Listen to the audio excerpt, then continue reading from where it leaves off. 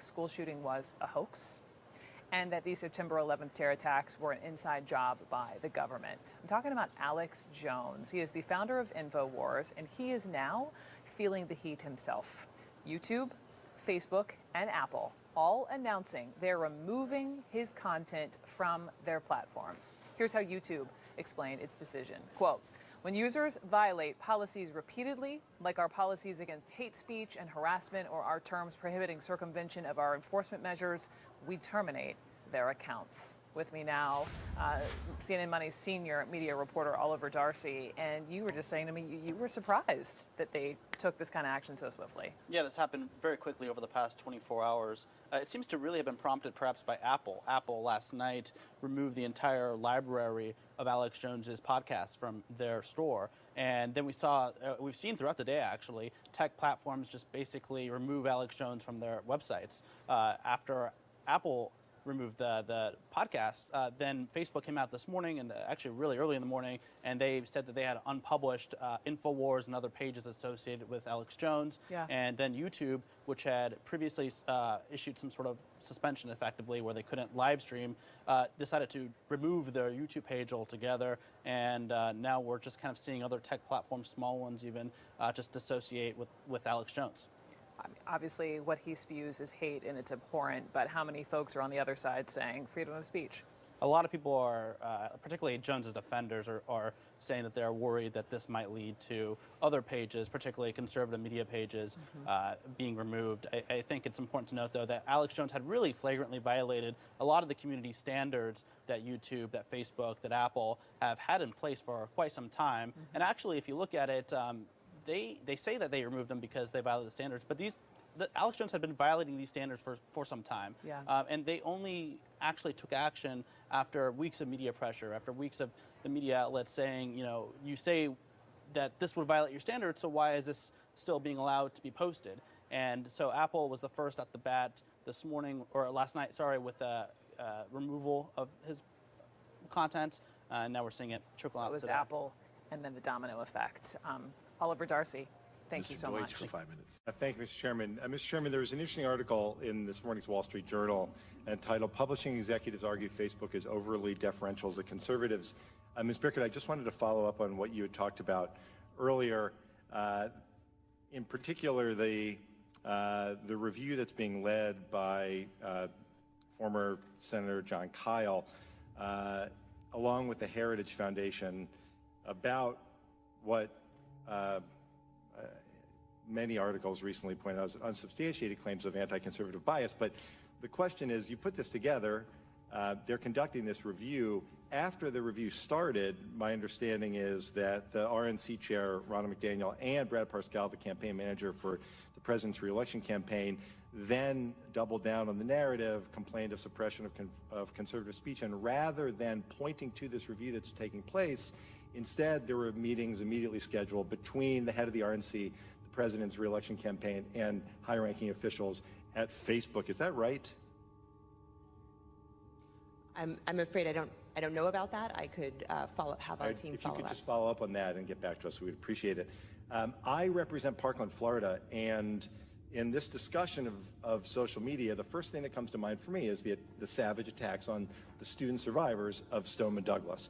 One of the most virulent strains of these attacks was that the students didn't survive a school shooting, that they were crisis actors, that they were planted by some mysterious cabal to finally get Congress to do something about gun violence.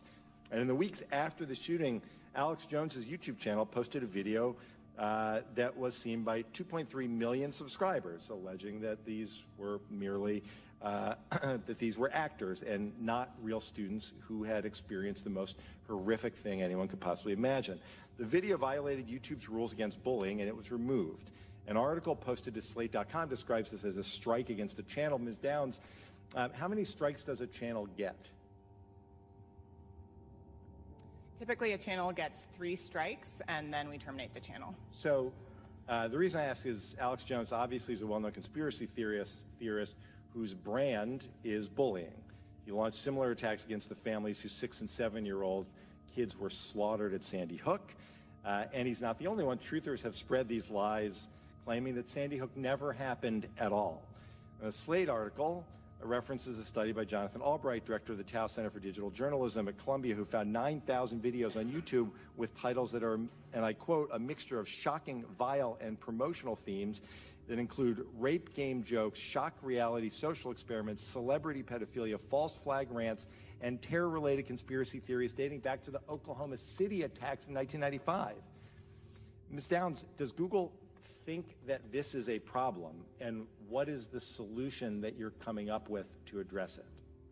Thank you for the question. So as you noted, when Alex Jones posted the video you described saying that the survivors of the Parkland massacre were crisis actors, that violated our harassment policy. We have a specific policy that says if you say a well-documented violent attack didn't happen and you use the name or image of survivors or victims of that attack, that is a malicious attack and it violates our policy. In terms of conspiracy theory content generally, our goal is to promote authoritative content to our users. So we have 2 principles that guide the way here. That's the first one, is we want to provide users with authoritative, trustworthy information. Ms. Downs, I'm sorry to cut you off. I only have a minute and a half, and I don't really need to hear what you're trying to provide. I want to know how you're dealing with all these conspiracy theorists on your platform.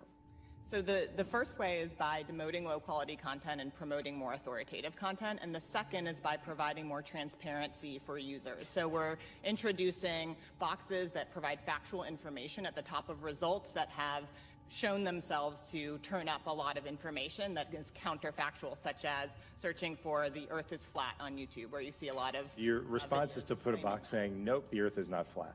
Correct. Okay. I have a question, Ms. Bickert, for you. You recently decided not to ban InfoWars. Can you explain that decision? And do you use a strikes model like YouTube? Congressman, we do use a strikes model. What that means is if a page or a profile or a group is posting content and some of that violates our policies, we always remove the violating posts at a certain point, and it depends on the nature of the content that is violating our policies. At a certain point, we would also remove the page or the profile or the group at issue. So the question is, how many strikes does a conspiracy theorist who attacks grieving parents and student survivors of mass shootings get? How many strikes are they entitled to before they can no longer post those kinds of horrific attacks? I want to be very clear that allegations that survivors of a tragedy like Parkland are crisis actors, that violates our policy, and we remove that content. And we would continue to remove any violations from the InfoWars page. If they posted sufficient content that it violated our threshold, the page would come down. That threshold varies depending on the severity of different types of violations.